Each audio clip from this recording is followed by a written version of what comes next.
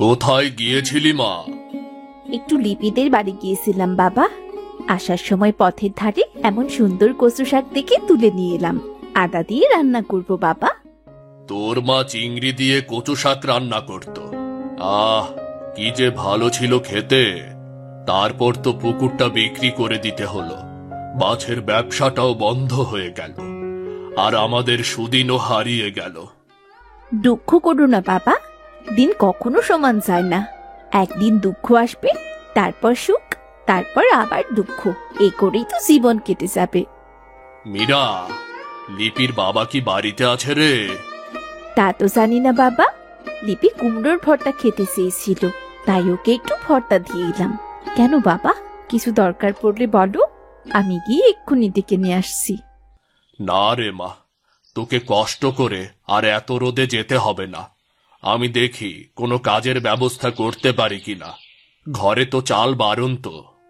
তুমি চিন্তা করো না বাবা, বিধাতা কাউকে না খাইয়ে রাখে না।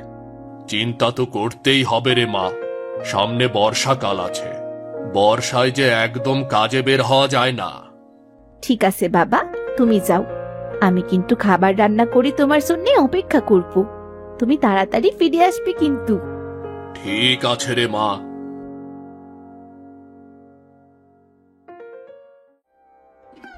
ইস, আমারও যদি লিপির মতো নিজের মা থাকতো, কতই না ভালো হতো।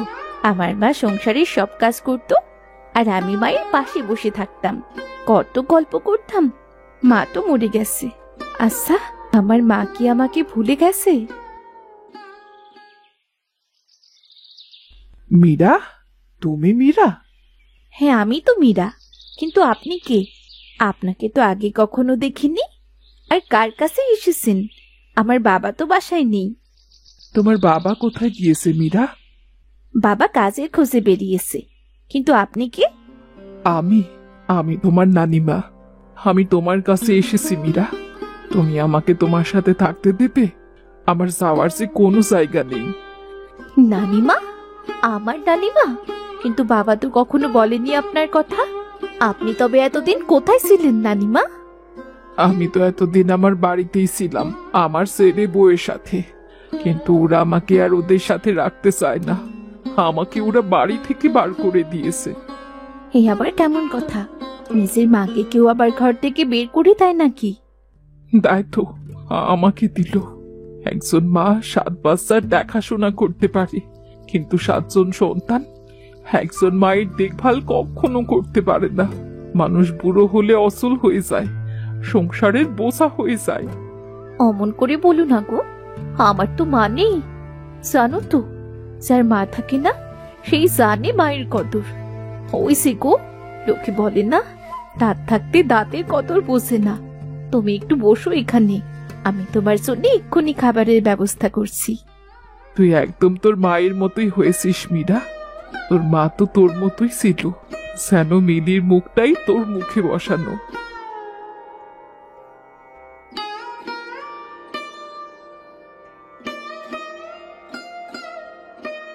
নাও নানিমা, খাও। আজ শুধু ভাত আর কুমড়ো ভর্তাই করেছি। ওবেলা আদা দিয়ে কচু শাক রান্না করব। তা বেশ তো। আসলে 2 দিন পেটে কিছুই পড়েনি, অনেকটা পথ হেঁটে এসেছি। খুব জোরে খিদে পেয়েছিল রে। আমি তো তোর খাবারটা খেয়ে নিলাম। এখন তুই কি খাবি মীরা? কোনো ব্যাপার নয়, একবেলা একটু জল খেয়ে কাটালেও কিছু হবে না।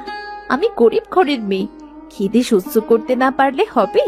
তুমি একটু বিশ্রাম নাও নানিমা, আমি দেখি হাতের কাজগুলো গুছিয়ে রান্না করতে শুরু করি।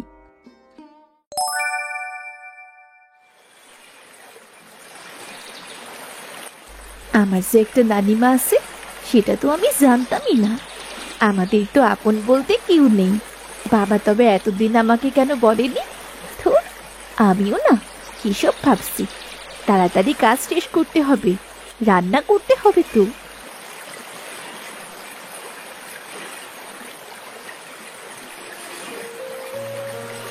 আরে বাহ, আজকে তো ভাগ্যটা বেশ ভালো। কয়েকটা কুচু চিংড়ি পেয়ে গেলাম। কচু শাক দিয়ে রান্না করলে বেশ হবে। বাড়িতে অতিথি এসেছে। যাই যাই, তাড়াতাড়ি এগুলো কেটে বেছে রান্না শুরু করি।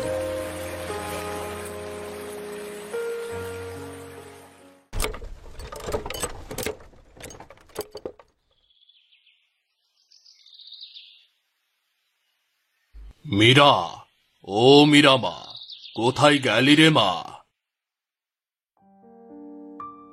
বাবা তুমি এসেছো? হ্যাঁ রে মা, কাজের সন্ধান পেলাম না, তবে একটা কাজের কাজ হলো জানিস। কি কাজ বাবা? মেয়ে বড় হলে এই কাজের আশা সব বাবাই করে রে মা। শোন মা, আজ ছেলের বাবা তোকে দেখতে আসবে, একটু বেশি করে জমিয়ে রান্না করিস রে মা। কোন ছেলের বাবা? তোর বিয়ের জন্য কতজনকেই তো বলে রেখেছি। আজ পূর্বপাড়ার মুদি দোকানদার তার একমাত্র ছেলের জন্য তোকে দেখতে আসবে রে মা। আহ, কি ভালো ঘর, ভালো বর হবে রে তোর। ছেলেটা পড়ালেখা জানে, আমার যে কি আনন্দ হচ্ছে রে মা। আমি বিয়ে করব না বাবা, আমি চলে গেলে তোমার কি হবে? তাই বললে কি হয় রে মা? তুই যা, ঘরদোর গুছিয়ে রাখ মা। তারপর নিজে স্নান করে একটা সুন্দর শাড়ি পরে তৈরি হয়ে নে, কেমন? আমার তো এই একটাই শাড়ি বাবা, তুমি চিন্তা করো না। যারা টাকা পয়সার পোশাক দিয়ে বিচার করবে তেমন ঘরে আমি যেতে চাই না। তুই যা মা, দেরি করিস না। আমার যে কি খুশি লাগছে। বাবা, কি হয়েছে রে মা? নানিমা এসেছে বাবা, ঘরেই আছে। তুমি যাও, তার সাথে দেখা করো। কি সে কেন এসেছে? গরিব বলে তো এতদিন আমাদের পরিচয়ই দেয়নি। আজ সে অসহায় বাবা, তার থাকার জায়গাটুকু নেই। আমারও নুন আনতে পান্তা ফুরায়, নিজেদেরই খাবার জোটে না, আবার আরেকটা মুখ। তুই তাকে চলে যেতে বললি না কেন? বিপদেই তো আপনজনের পরিচয় পাওয়া যায় বাবা। সে অসহায়, তাকে অবহেলা করা উচিত হবে না। নিজের মায়ের এমন অবস্থা দেখতে পেলে ওপরে সে আমার মাও কষ্ট পাবে বাবা। ঠিক আছে, থাকুক সে, তবে আমরা যা খাই তাই খেতে হবে, আলাদা করে আপ্যায়ন করতে পারবো না। আহ বাবা, আসতে বলো, শুনতে পাবে তো। তুমি যাও তো, একটু বাইরে থেকে ঘুরে এসো, আমি সবটা দেখে নিচ্ছি। ঠিক আছে।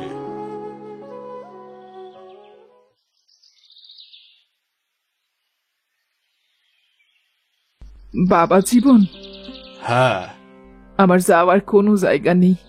আমি ভেবেছি তোমার কাছে একটু ঠাঁই পাবো, তাই এসেছি।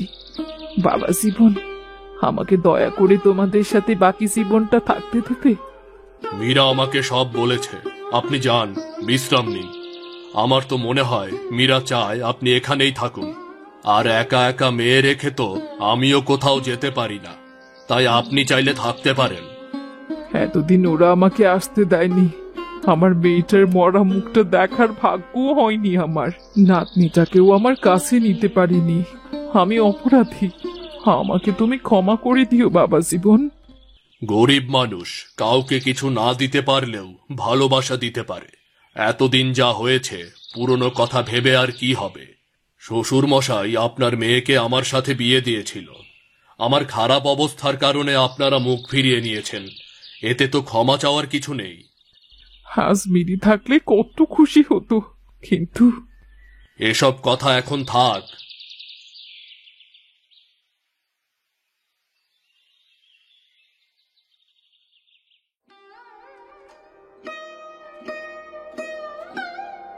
কি রে, একা একা মুখে হাত দিয়ে কি এত চিন্তা করছিস?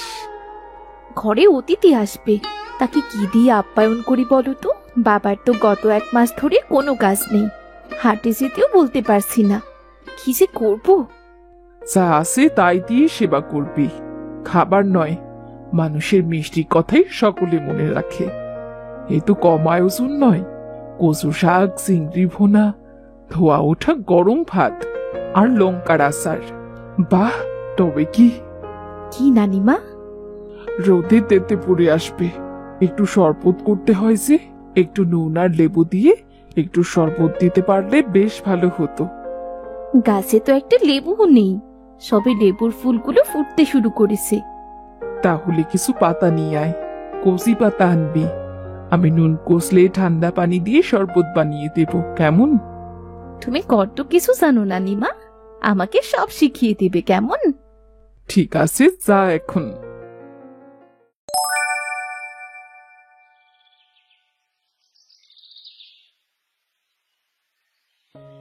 আসুন আসুন, ভেতরে আসুন। ভেতরে যাব বলেই তো এলাম, এই হাড়িটা ধরুন।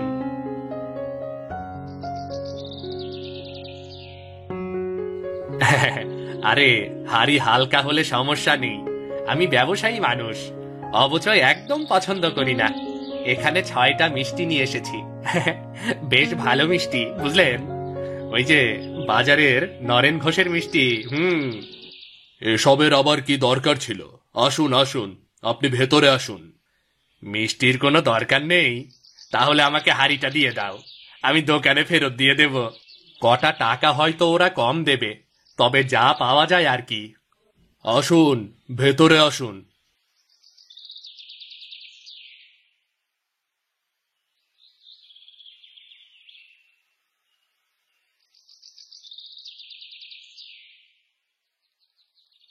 এটা আমার মেয়ে মীরা। আহ, কি দারুণ, কি ভালো শরবত এনেছো। গলাটা শুকিয়ে কাঠ হয়ে গিয়েছিল। আমি কি আরেকটু শরবত পেতে পারি নাকি? দুপুরের খাবারটা কি আনতে বলবো নাকি? দুপুরের খাবারও আছে? আরে বাহ, তাহলে তুমি বরং খাবারটা নিয়ে এসো, শরবত আর দিতে হবে না।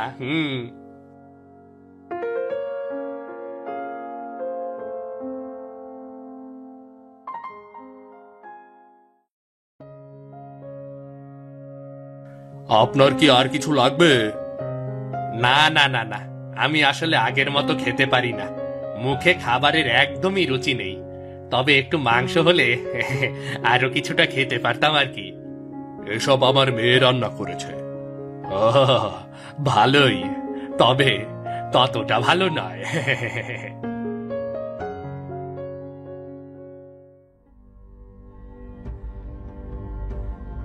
নতুন বাড়িতে এসে কেউ এমন আচরণ করতে পারে? কেমন মানুষ উনি, আর ওনার পরিবারই বা কেমন? মীরা, এসব বলতে নেই, উনি হয়তো ভোজন রসিক। তুমি যাও, একটু ভর্তা আর ভাত বসিয়ে দাও। বাড়ি শুদ্ধ সকলে তো আর না খেয়ে বসে থাকবে না। এক্ষুনি দিচ্ছি নানিমা, তুমি ওই দিকটায় গিয়ে বসো। মেয়ে তো আপনার মোটামুটি, এবার দেনা পাওনার কথাটা মিটিয়ে নিলেই হয়। আমার তো সামান্য অবস্থা, সাধ্যমতো চেষ্টা করব। তা বললে কি আর কন্যাদায় শেষ হয়ে যায় নাকি? ভালো পাত্র নেবেন, ভালো ঘর নেবেন, আর দাম দেবেন না, তা তো হয় না। শোনেন, আমার ঘরে মেয়ে দিতে হলে সোনার গয়না দিয়ে মেয়েকে সাজিয়ে দিতে হবে। বিনোদনের জন্য একটা রেডিও আর ঘর সাজিয়ে দেবেন, কেমন? আর যদি জামাইকে কিছু দিতে চান তবে একটা সাইকেল দেবেন। আমার ছেলে তো যে সে ছেলে নয়, লেখাপড়া করাতে আমার তো কম খরচ হয়নি। আমি ছেলে বিয়ে দিয়ে সেসব উসুল করব। এমনিতেই মেয়ের বাবারা চেয়ে বসে আছে আমার ছেলেকে।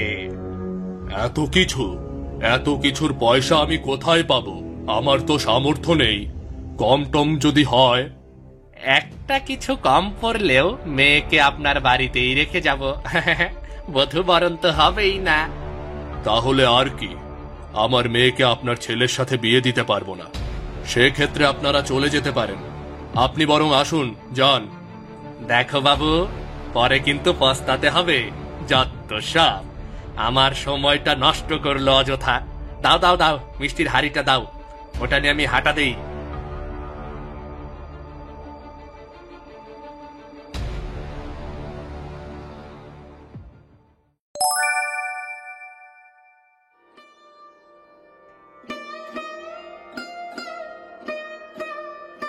বাবা জীবন, এসো, দুটো শুকনো ভর্তা ভাত মুখে দাও।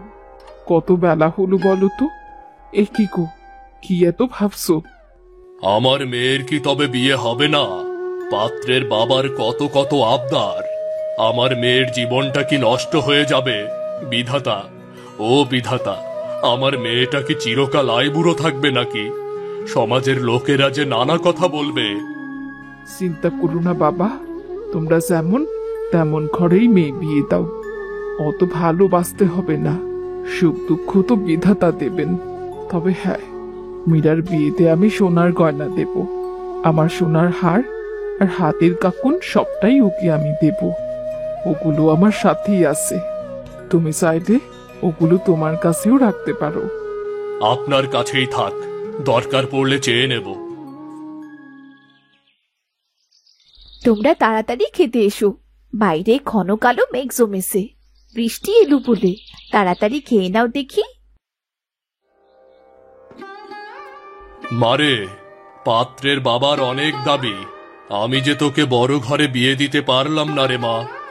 বড় ঘর হলেই তো হবে না বাবা, মনটাও বড় হতে হবে। অমন লোভী মানুষের বাড়িতে আমি যেতে চাই না।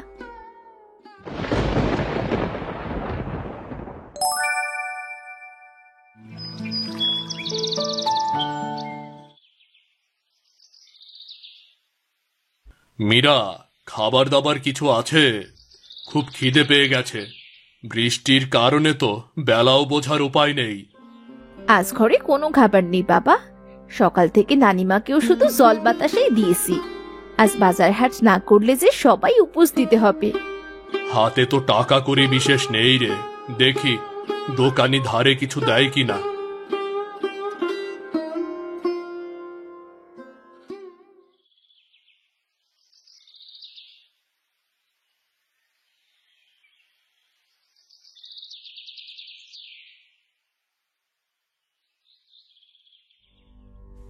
আরে তুমি এসো এসো, দোকানে দেখো না, একদমই বেচা বিক্রি নেই। বৃষ্টির জন্য কেউ বাইরেও আসে না। আসলে আমি খুব দরকারে এসেছি। দরকার? কি দরকার? শোনো, বিনেপণে আমি আমার ছেলের বিয়ে কিন্তু দেব না। তা বাদে যে কোনো দরকার আমি শুনতে পারি, তবে রাখতে পারবো কিনা সে কথা আমি দিতে পারছি না। আমাকে কিছু ডাল আর চাল ধারে দিবেন? আমার পরিবার না খেয়ে আছে, আমি কাজ পেলে সব টাকা শোধ করে দেব। বলি মগের মুল্লুক নাকি? শোনো, আমি ধার দিলে তুমি হাওয়া হয়ে যাবে। আজ নগদ, কাল বাকি। ওসব ধারে কিছু হবে না, তুমি যাও তো। সকাল সকাল কি সব বায়না নিয়ে আসে, যাও যাও যাও। দেখুন না, আমাকে আপনার কোনো কাজে লাগলে আমি কাজও করে দিচ্ছি, কিন্তু আমার পরিবারের জন্য একটু খাবারের জোগাড় করে দিন। আমার কোনো কাজের দরকার নেই, কোনো কাজের দরকার নেই। তুমি যাও যাও যাও, যত সব।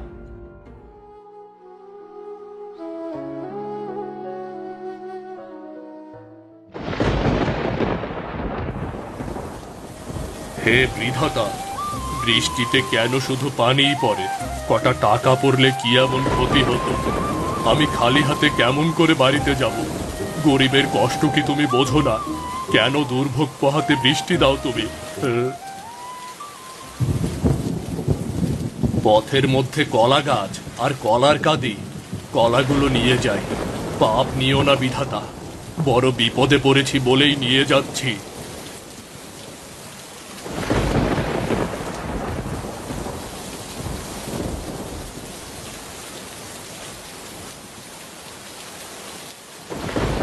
এত বড় কলার গাদি, বাহ কি দারুণ দেখতে! খেতেও নিশ্চয়ই খুব ভালো হবে। আজ এটুকু দিয়েই দিনটা পার করতে হবে। কাল রোদের দেখা পেলে কাজে যাব। দোকানি ধারে কিছু দেয়নি, কি আর বলবো। গরিবের ঘরে এসেছেন, কষ্ট করে তো থাকতেই হবে, বুঝুন।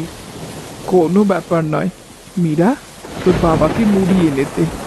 নাও বাবা, মুড়ি দিয়ে কলা খাও বাবা, দেখবে আর খেতে পাবে না। আমি মীরাকে দিয়ে মুড়ি পাঠিয়ে দিচ্ছি। ঠিক আছে।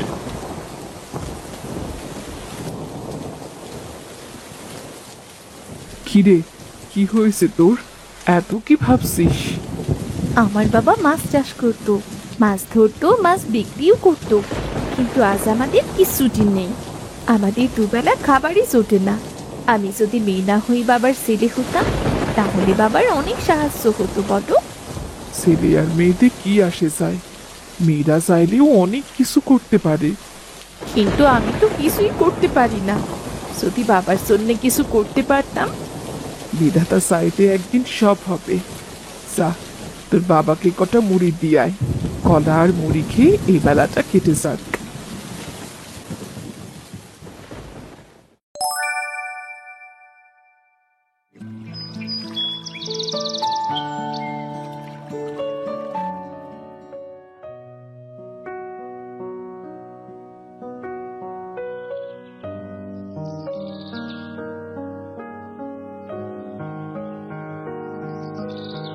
বাহ, আজ তো বৃষ্টি নেই।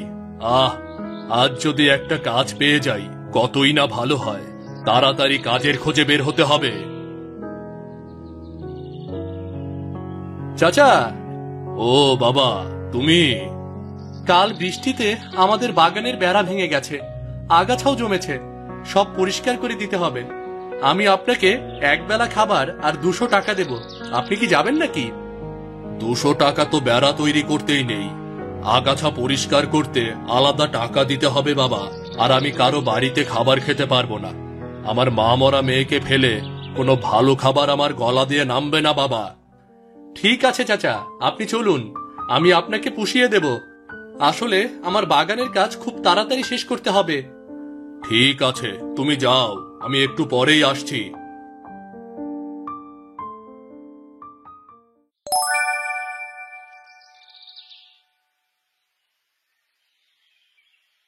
চাচা, আপনি একটু জিরিয়ে নিন।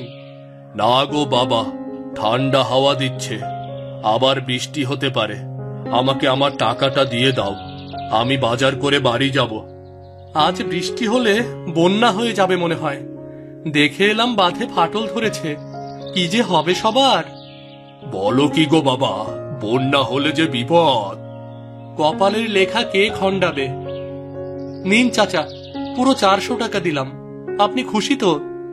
আমার একটা কাজের বড্ড দরকার ছিল বাবা, আবার কখনো দরকার পড়লে আমাকে ডেকো। আজ চলি বাবা, আবার দেখা হবে।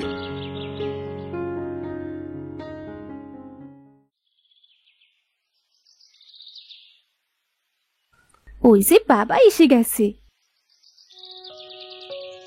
ইস, সারাদিন রোদের মধ্যে কাজ করে মুখের দিকে আর তাকানো যাচ্ছে না বাবা। আগে দেখ না মা, কত কত বাজার নিয়ে এলাম। আজ পেট পুরে খাবো, কেমন জমিয়ে রাত তো মা। দেখি, দেখ না, কতদিন বাদে বাড়িতে বড় একটা কাতলা নিয়ে এসেছি, এখনো লেজ নাড়ছে রে মা। তোমাকে কতদিন পর হাসতে দেখলাম। তুমি গোসল করে এসো বাবা, আমি রান্না শুরু করি।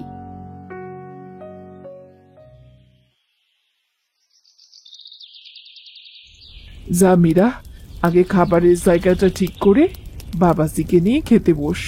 আমি খাবার নিয়ে আসছি। ঠিক আছে নানিমা। আহ, রান্নার সুগন্ধ চারদিকে ছড়িয়ে পড়েছে। এই প্রথম রান্না না করে আমার পাতে খাবার উঠলো।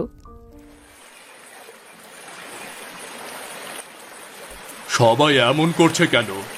এ কি গো, এত পানির শব্দ! হায় হায় মীরা, মীরা মা, বন্যার পানিতে যে গ্রাম ভেসে গেল রে মা। চলো বাবা, আমরা সারের উপর গিয়ে বসি, নয়তো আমরাও সে পানিতে ভেসে যাব। সেই ভালো।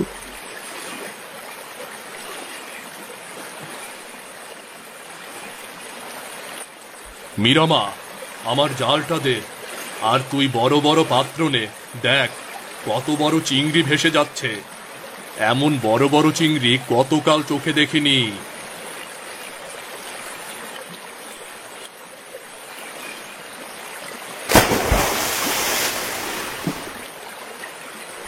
অনেকগুলো চিংড়ি পাওয়া গেছে বাবা, এগুলো নিশ্চয়ই অনেক দাম হবে।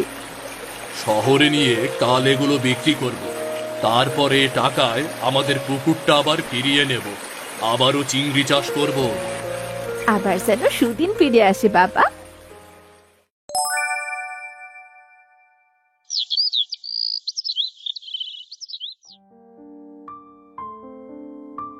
মীরা, তোর বাবা না খেয়ে কোথায় গেল?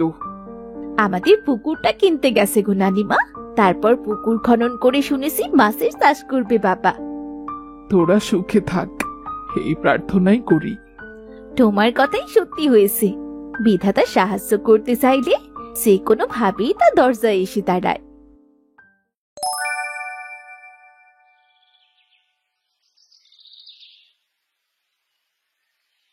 ভাই সাহেব, আপনার মেয়েকে আমার ভীষণ পছন্দ।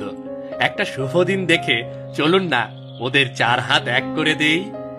মীরামা, এদিকে আয়। তুই কি বলিস মা? যারা ধন সম্পদ টাকা পয়সা দেখে সম্পর্ক তৈরি করতে চায় এমন লোকেদের সাথে আমি থাকতে পারবো না বাবা।